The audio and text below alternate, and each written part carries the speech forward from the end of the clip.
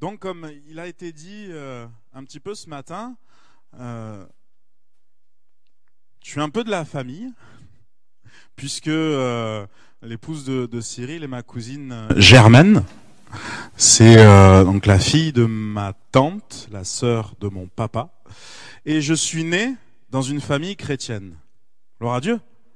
C'est une bénédiction pour moi, et je le crois encore aujourd'hui, c'est une bénédiction que d'être né dans une famille chrétienne, une famille qui connaissait le Seigneur, et j'allais dire pas plus que chrétienne, mais qui servait le Seigneur, puisque mon père est toujours pasteur, aujourd'hui en retraite, sur Carcassonne, et je suis né donc dans ce contexte-là où j'allais à l'église tous les dimanches. Et même souvent en semaine, j'allais à l'église, je suivais les cultes, je suivais mes parents, que ce soit dans les rassemblements de jeunes, que ce soit bon, ils y vont plus trop dans les rassemblements de jeunes, hein. Mais que ce soit dans les rencontres, et j'aimais ça, j'aimais aller à l'église enfant, j'aimais participer ce qu'on appelait le club du dimanche, ce que j'aimais le Seigneur, j'aimais prier, j'aimais chanter, j'ai toujours aimé chanter, même petit, et j'aimais vraiment cela, jusqu'au jour où je suis rentré au collège. Je peux arrêter mon témoignage là, hein.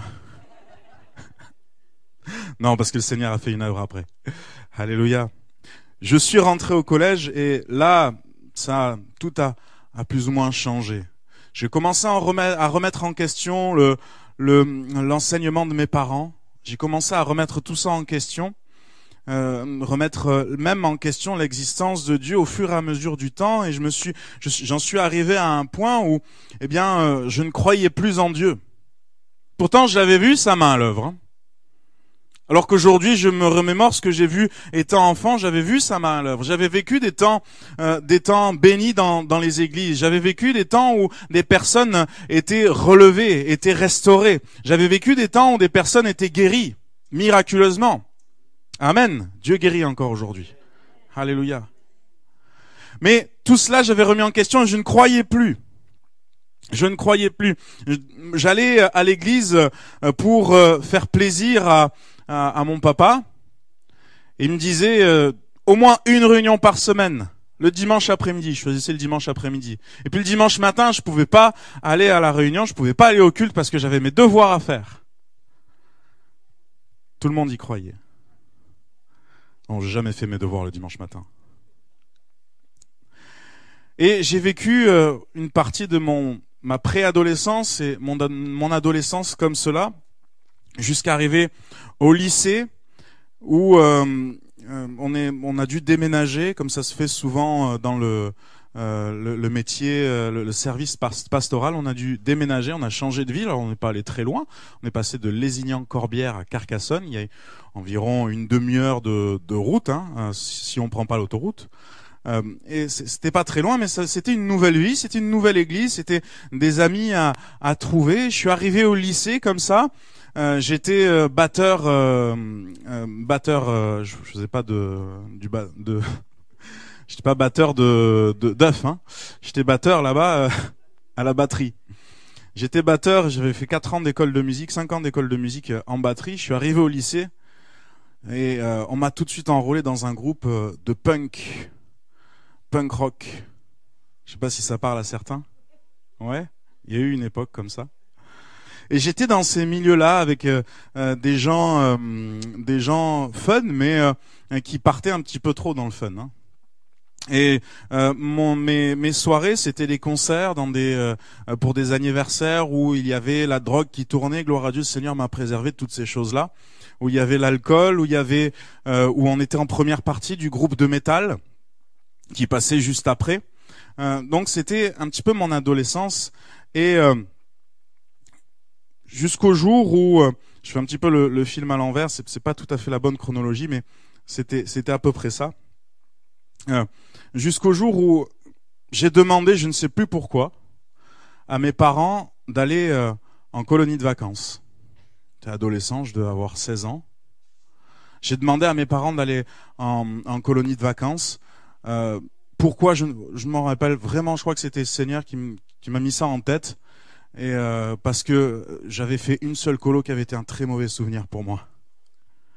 Donc le Seigneur a mis ça, je crois, dans mon cœur. Et je suis allé en colonie de vacances à Gap. Petit clin d'œil, aujourd'hui je suis pasteur à Embrun. Je sers le Seigneur à Embrun, qui est à une demi-heure de Gap. Donc j'y vais très souvent au centre de vacances des Alpes. Et là, ce qui s'est passé pour moi, je me suis pas converti. Je vais vous le dire tout de suite, je me suis pas converti. Mais pendant ces 2 semaines, le Seigneur m'a dit, j'existe. Je suis pas qu'une imagination de tes parents. Je suis pas qu'une tradition de tes parents, parce que mes grands-parents étaient déjà dans la foi. Je suis pas seulement quelque chose d'inventé par les hommes pour se rassurer ou quoi que ce soit. J'existe, je suis là. J'ai pas choisi le Seigneur tout de suite. Il a fallu que je fasse mon propre chemin. J'ai pas lâché les groupes de punk rock tout de suite. J'ai pas lâché toutes ces choses-là tout de suite. Mais à un moment donné, le Seigneur m'a poussé à faire un choix. Lorsque j'ai commencé à fréquenter mon épouse, celle qui aujourd'hui est mon épouse, elle était chrétienne. Moi, j'étais pas encore engagé, même si je savais que Dieu existait, je savais ce qu'il fallait faire pour le suivre, je savais quel chemin je devais emprunter. Et alors que j'ai commencé à fréquenter mon épouse, voilà, le Seigneur m'a dit, maintenant il faut que tu choisisses. Maintenant il faut que tu choisisses. C'est là, c'est tout de suite. Et j'ai choisi le bon chemin. J'ai choisi de suivre Christ. J'ai choisi de lui demander pardon pour ce que j'étais. J'ai choisi de marcher en nouveauté de vie. J'ai choisi d'avancer sur ce chemin qu'il avait tracé. Certes, ce chemin étroit, mais ce chemin qui conduisait à la vie éternelle.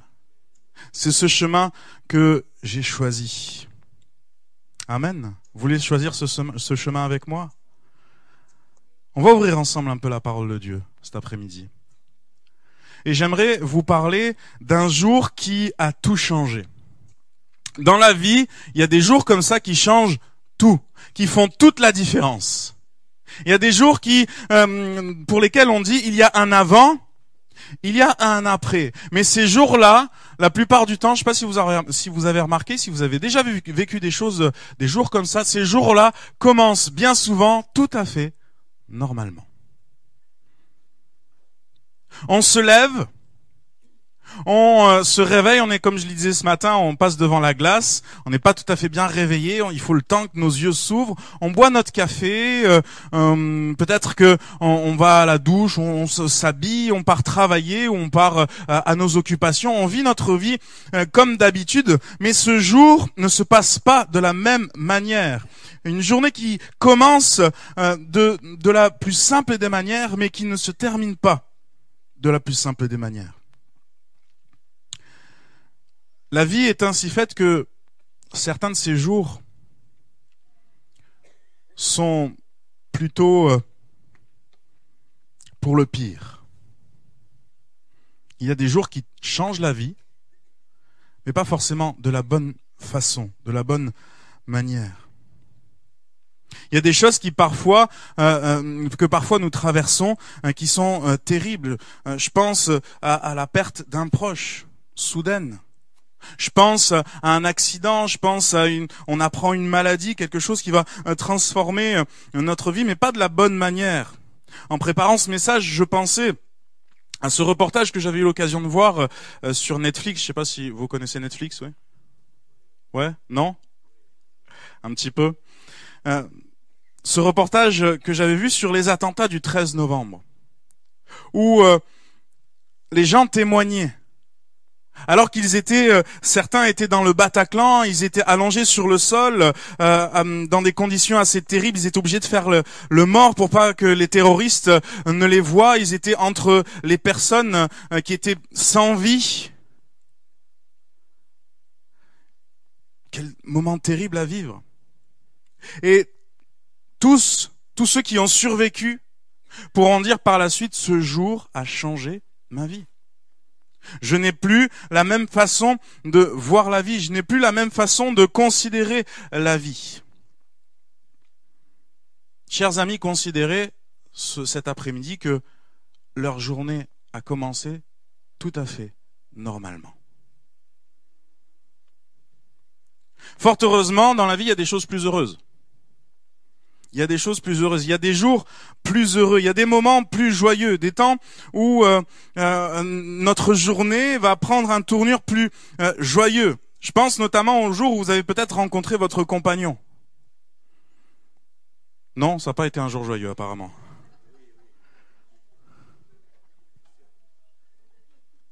Le jour où vous avez rencontré votre compagnon, votre compagne. Normalement, c'est un jour joyeux. Sauf souci. Le jour où peut-être on vous a appris que vous allez être papa ou maman. C'est un jour joyeux. Amen. Le jour où vous avez vu cette petite annonce pour un travail, vous êtes rendu à cet entretien d'embauche et on vous a dit OK, on vous prend. Jour joyeux. Le jour où vous avez dit oui à la mairie, jour joyeux. Bon, ça c'était prévu, hein. Ces jours qui transforment la vie de la bonne manière. Ces jours qui sont marqués sur un calendrier. Vous savez? C'était ce jour-là. Le jour pour les personnes dans la foi, cet après-midi parmi nous, le jour où vous avez rencontré le Seigneur. Amen. Il y a dans la vie un certain nombre de jours qui semblent au premier abord banals, normales, sans surprise particulière et qui se révèlent être un des jours les plus importants de notre vie. Et je crois que pour certains, cet après-midi, ça peut être un jour comme celui-ci. Un jour qui a commencé de la plus simple des manières, mais qui peut transformer votre vie. Et j'aimerais vous lire un passage, on y arrive, alléluia, on va lire la parole de Dieu ensemble, qui se révèle être un des jours, si ce n'est le jour le plus important de deux femmes. Deux femmes qui portent le même prénom. La Bible va en parler comme ceci. La première s'appelle Marie de Magdala et l'autre, dans un autre évangile que l'on lira également, est identifiée comme étant Marie, mère de Jacques. Elle venait de vivre un événement particulier.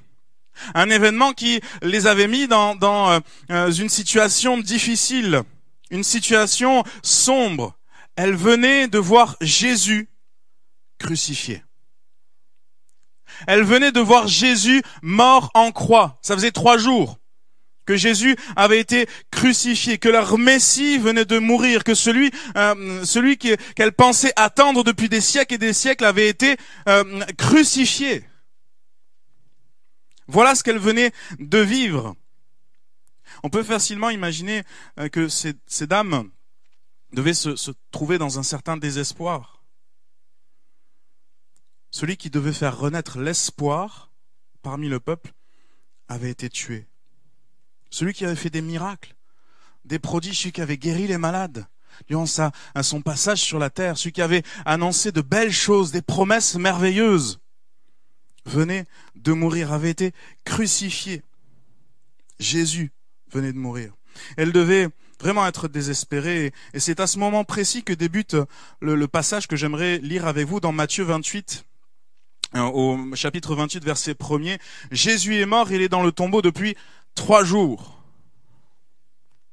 Matthieu 28, verset 1er, il est dit, après le sabbat, à l'aube du premier jour de la semaine, Marie de Magdala et l'autre Marie allèrent voir le sépulcre.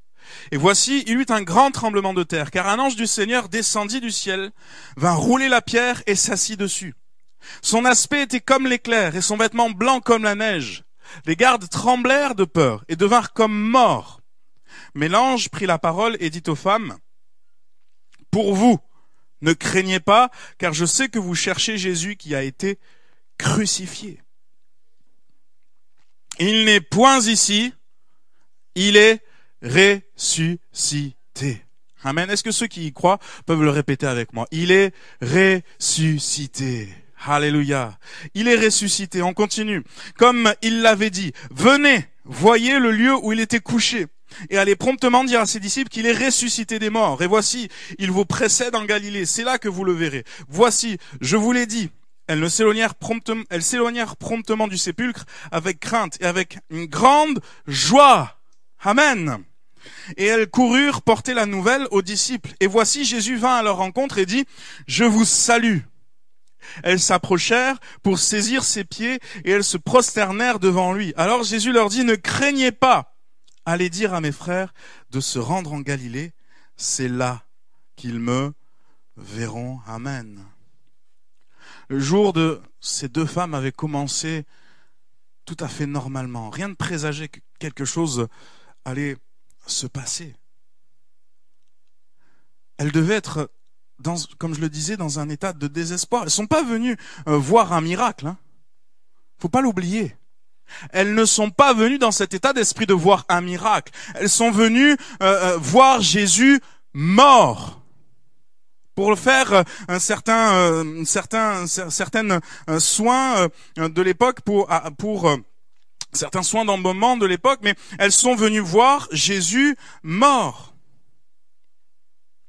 Aujourd'hui, peut-être qu'on est certains sont dans la situation de ces femmes. On est venu parce qu'on nous a invités par hasard, par habitude peut-être. On est là ce jour. Et en venant, on s'est dit, ma situation, elle peut pas changer là tout de suite. Ma situation, elle peut pas évoluer. Ma situation, mon désespoir, il est là et il restera là. Je vais me coucher ce soir exactement comme je me suis réveillé ce matin. Et demain, je me réveillerai comme je me suis réveillé ce matin. Il n'y a aucune chance que je reparte. Mais le Seigneur Jésus veut faire de cette journée un temps qui a le potentiel de changer ça. Le Seigneur Jésus veut faire de cette journée un temps qui a le potentiel de transformer notre existence, de transformer ton existence, de voir offrir un nouvel espoir, un nouveau départ. Amen. Combien rêveraient d'un nouveau départ? Alléluia. Aujourd'hui, nous sommes dans ce lieu. Et ça, c'est déjà un miracle. Ça, c'est déjà un miracle. Ça, c'est déjà l'œuvre de Dieu. Et si nous sommes là aujourd'hui, le Seigneur ne veut pas nous laisser repartir comme on est venu. Il veut transformer notre vie. Matthieu 28, verset 6, il est dit, « Et voici, il y eut un grand tremblement de terre, car un ange du Seigneur descendit du ciel, vint rouler la pierre et s'assit dessus. » Un grand tremblement de terre. Vous avez des tremblements de terre un petit peu ici? Ça arrive? Non, dans les Alpes, on en a de temps en temps. Ils sont rares, mais on en a de temps en temps. Ils sont rares quand on les sent, mais on en a. Et nous passons parfois par des situations difficiles, par des situations qui nous dépassent, qui nous empêchent d'avancer, qui nous empêchent d'aller plus loin. Et plus on a l'impression, plus on veut avancer, plus on a l'impression de s'enfoncer. On sent des situations qui ne peuvent pas changer. Les femmes qui étaient dans cette situation s'approchaient du tombeau en étant sûres de ce qu'elles allaient trouver. Elles allaient trouver Jésus mort. La mort, vous savez, c'est inexorable. La mort, c'est inexorable. On ne peut y échapper. La mort de Jésus, pour elles, était sûre et certaine. Jésus était mort. Ça faisait 3 jours qu'il était dans le tombeau. Jésus était mort. Et la seule incertitude de ces femmes, c'était qui va nous rouler la pierre? Comment est-ce qu'on va rentrer? Est-ce qu'on va accéder à Jésus? Marc 16, 23, qui nous roulera la pierre loin de l'entrée du sépulcre? Et alors qu'elles arrivent justement sur ce lieu de désespoir, le texte nous dit « Et voici ». La version Parole vivante nous dit « Tout à coup ». Amen. Les tout à coup du Seigneur, frères et sœurs, chers amis. Tout à coup, un tremblement de terre. Il y eut un grand tremblement de terre. Et ce fut l'événement qui va marquer le début d'un changement de perspective pour ces femmes. Il y eut un grand tremblement de terre. C'est à ce moment-là que les deux maris vont se dire « Ah, c'est peut-être pas une journée comme les autres. C'est peut-être pas une journée comme les autres. » C'est à ce moment-là qu'elles vont se dire qu'il va se passer finalement peut-être quelque chose. D'une situation qui paraissait désespérée, qui paraissait sans issue. Dieu envoie un tremblement de terre. Dans nos situations qui semblent sans issue, Dieu veut bouleverser cela. Comme ce tremblement de terre. Vous savez, ça fait des dégâts, un tremblement de terre. À certains endroits, quand c'est suffisamment puissant, ça fait des dégâts. Mais là, le Seigneur veut abattre tout ce qui va t'empêcher d'aller vers lui par ce tremblement de terre. Il veut bouleverser, changer, transformer ta vie et il est capable de mettre ce tremblement de terre dans ta vie. Nous croyons parfois dans des situations sans issue.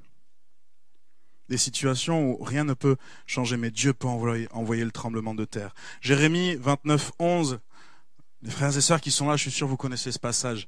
Car je connais les projets que j'ai formés pour toi.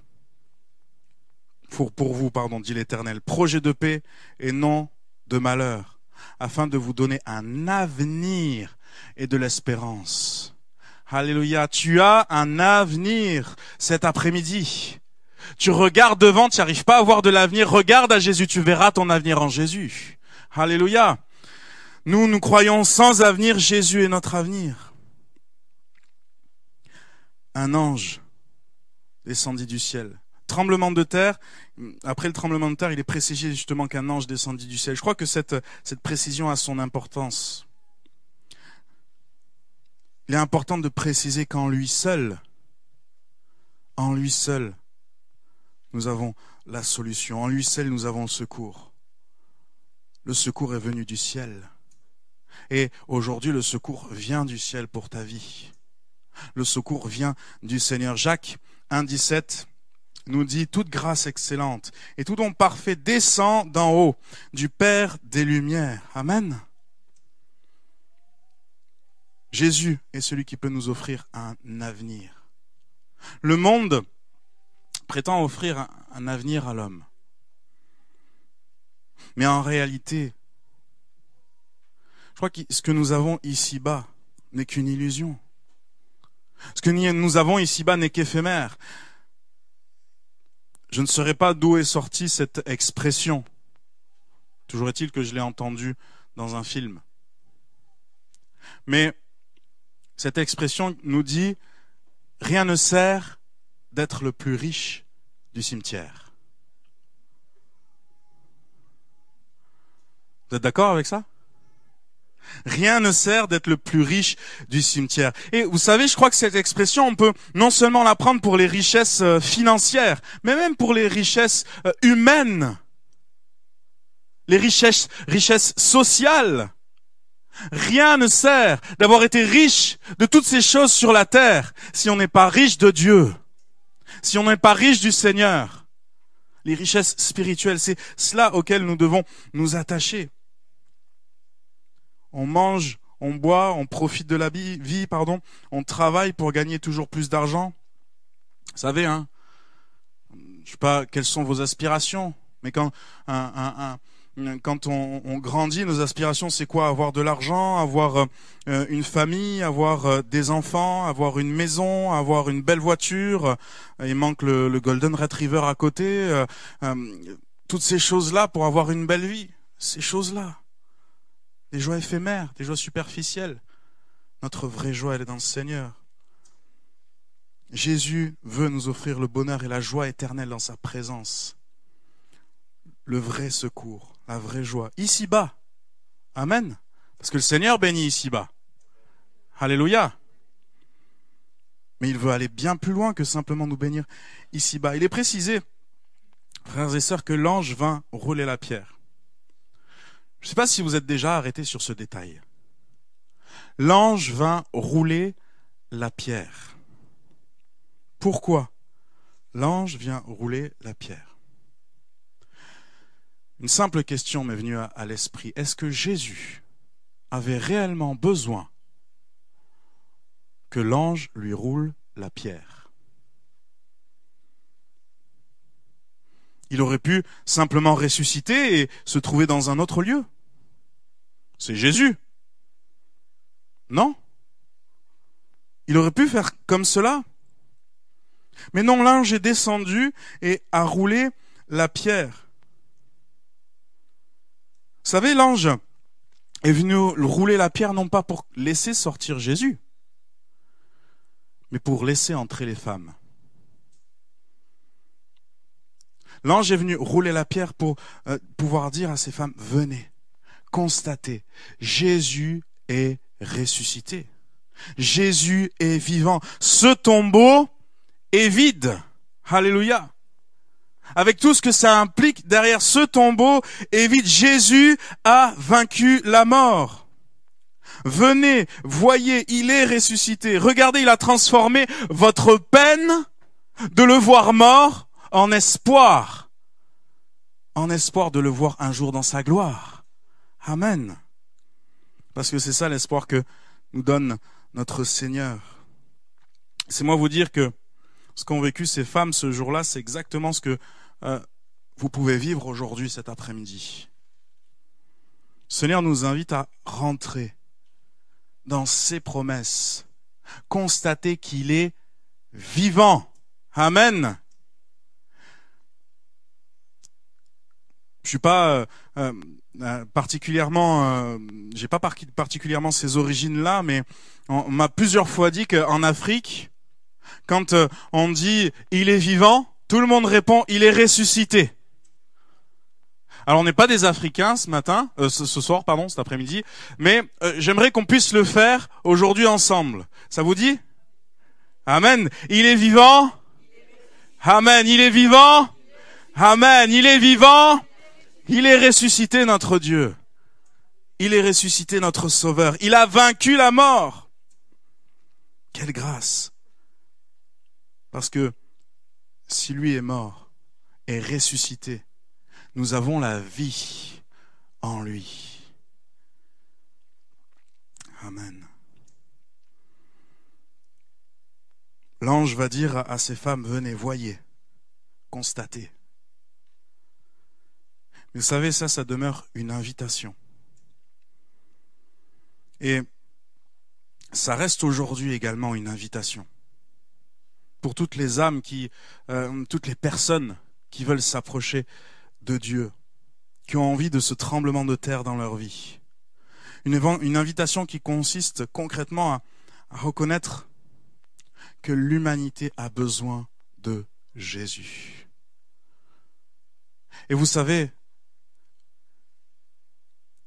tant et tant de prédicateurs se sont succédés sur cette estrade, sur d'autres, dans les villages, dans les villes, pour dire au monde, vous avez besoin de Jésus. Et parfois, vous savez, le meilleur exemple, c'est de regarder simplement le monde. La meilleure façon de voir que le monde a besoin de Jésus, parfois c'est de regarder le monde. On se dit, wow, ce monde a besoin de Jésus. Et même si on n'arrive pas à donner un nom à ce dont ce monde a besoin, la Bible est là pour nous rappeler le nom du Seigneur, ce nom si puissant, si grand qui peut transformer les vies.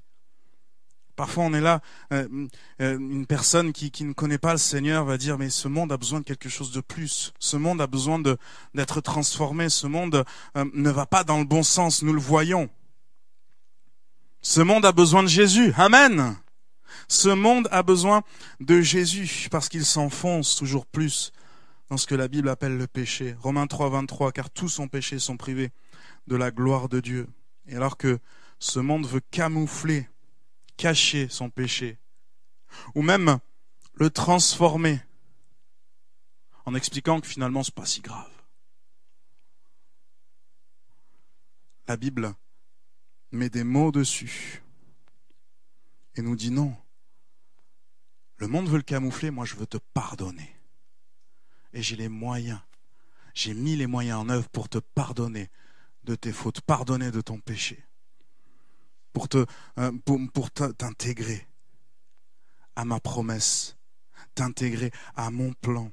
Jésus est mort pour nos péchés. Et Jésus a vaincu la mort. Alléluia. Car le salaire du péché, c'est la mort, mais le don gratuit de Dieu, c'est la vie éternelle en Jésus-Christ, notre Seigneur. J'aimerais conclure simplement en vous disant, les deux maris vont vivre une journée qui va radicalement changer leur vie, transformer leur vie. D'une tristesse qu'elles avaient à voir leur Seigneur mort, celui qu'elles avaient suivi, mort, elles vont voir l'espoir. Ça va changer leur perspective. Le Seigneur veut changer nos perspectives cet après-midi, veut changer tes perspectives. Le Seigneur veut transformer ta vie. Amen.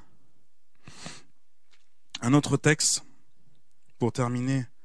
Jésus dira à un homme nommé Zachée dans Jean 19,5, « Il faut que je demeure aujourd'hui dans ta maison. » Et c'est l'invitation que j'aimerais te lancer pour terminer ce message. Moi, je ne vais pas habiter chez toi. Mais Jésus veut habiter dans ta maison. Jésus veut habiter dans ton cœur. Et il est celui qui est capable de mettre un tremblement de terre dans ta vie. Tout changer. Changer le paysage de ta vie. Changer tes perspectives. Vous savez, il y a une image dans la parole de Dieu où Jésus va guérir une personne courbée. Une personne courbée depuis des années. Vous savez, les perspectives d'une personne courbée, ça va pas très loin. On lève la tête, mais on peut pas aller très loin. Le Seigneur va lui permettre de se relever et de voir plus loin. Et c'est exactement ce que le Seigneur veut faire ce soir, cet après-midi. Il veut te relever et te permettre de voir plus loin. Plus loin que tout ce que tu aurais pu imaginer. Voir vers l'éternité. Amen. Une joie éternelle dans sa présence. Le bonheur de la vie éternelle. Il a vaincu la mort. Il nous a délivrés de la puissance de la mort, du péché.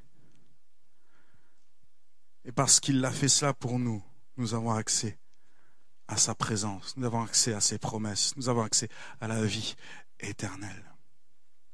Simplement, on va se mettre en prière cet après-midi. On va se mettre en prière.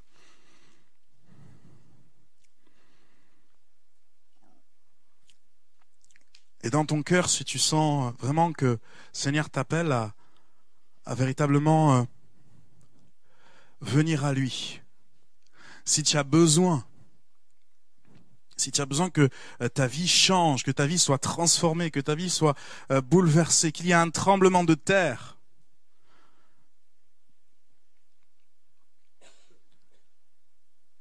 dis ces paroles à ton Dieu, simplement. Dis, Seigneur, je t'accepte dans ma vie. Tu vois, Seigneur, j'ai mené ma vie jusqu'à présent sans véritablement savoir où j'allais, sans perspective. J'ai mené ma vie pour moi. Aujourd'hui, je veux m'approcher de toi parce que je sais que ma vie, tu veux la conduire plus loin. Simplement dis au Seigneur, pardonne-moi. Pardonne-moi pour pour mes péchés, pour tout ce qui n'est pas à ta gloire dans ma vie. Donne-moi une vie nouvelle. Donne-moi un cœur nouveau. Mets en moi la joie, la paix, le bonheur que ta parole décrit. Mets en moi, Seigneur, un esprit nouveau. Viens transformer mon cœur, Jésus.